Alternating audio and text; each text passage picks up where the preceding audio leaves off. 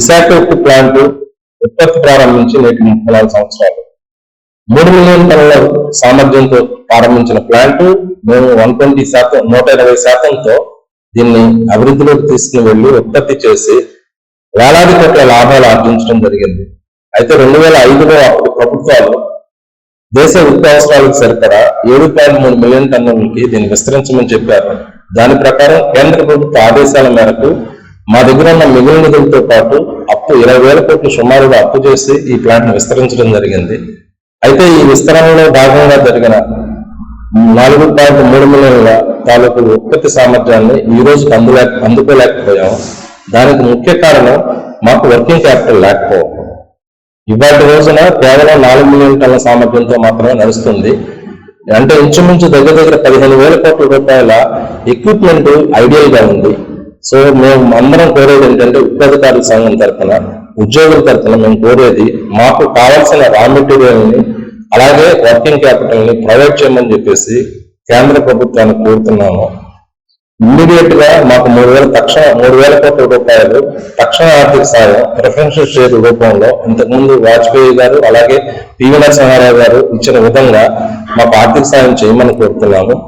Immediate గా ఈ ఆర్థిక సాయం చేసినట్లయితే మేము 6 మిలియన్ టన్నుల ఉత్పత్తి సామర్థ్యాన్ని ఈ ఫైనాన్షియల్ ఇయర్ లోనే చేరుకోగలుగుతాము.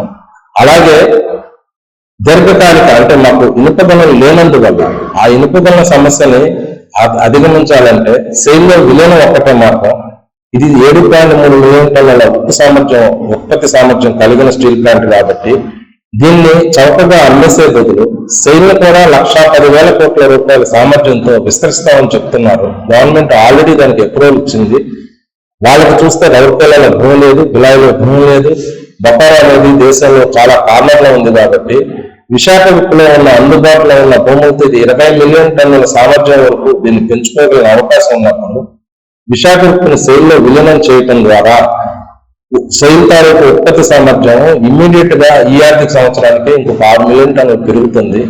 అలాగే నగర్నార్ స్టీల్ ప్లాంట్ 3 మిలియన్ టన్నుల ఆధునిక కర్మాగారం, అది కూడా కేవలం 1 మిలియన్ టన్ను ఉత్పత్తి మాత్రమే చేయగలుగుతుంది. ఆ ప్లాంట్ ని ఈ ప్లాంట్ ని సెయిల్ తో కనుక మెజర్ చేయగలిగితే వచ్చే ఆర్థిక సంవత్సరానికి అంటే 25-26 ఆర్థిక సంవత్సరానికే కేంద్రం నిర్దేశించిన 10 మిలియన్ టన్నుల విస్తరణ సెయిల్కి అవుతుంది. అలాగే దీని ద్వారా ఈ విలీనం ద్వారా సెయిల్కి ఇంచుమించు 50 నుంచి 60,000 కోట్ల రూపాయలు కూడా మిగులుతాయి. ఆ మిగిలిన 50-60,000 కోట్లతో విశాఖ ఉక్కును విస్తరించవచ్చు.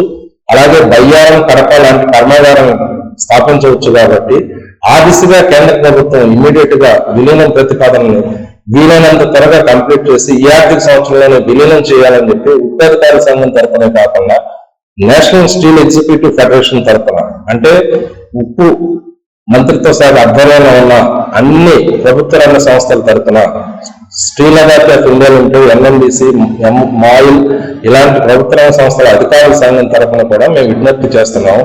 అలాగే national confederation of officers association లో కూడా దీనికి అనుగుణంగా ఆల్రెడీ తీర్మానం చేయటం జరిగింది. అది అందరికీ ఇవ్వటం కూడా జరిగింది. అలాగే ఉక్కులో ఉన్న అన్ని కార్మిక సంఘాలు కూడా ఈ విలీనం చేయాలని చెప్పేసి విజ్ఞప్తి వినతి పత్రం ఇవ్వటం జరిగింది. ఈ దిశగా కేంద్ర ప్రభుత్వం తక్షణమే నిర్ణయం తీసుకుని ఇమ్మీడియట్ గా తక్షణ సహాయంతో పాటు సెయిల్లో విలీనానికి కూడా మార్గం సుగమం చేయాలని, ఆ ప్రకటన వెంటనే రాబోయే బడ్జెట్ సమావేశాల్లో ప్రకటించాలని మేము కోరుతున్నాము. Don't forget to like, subscribe and share the videos.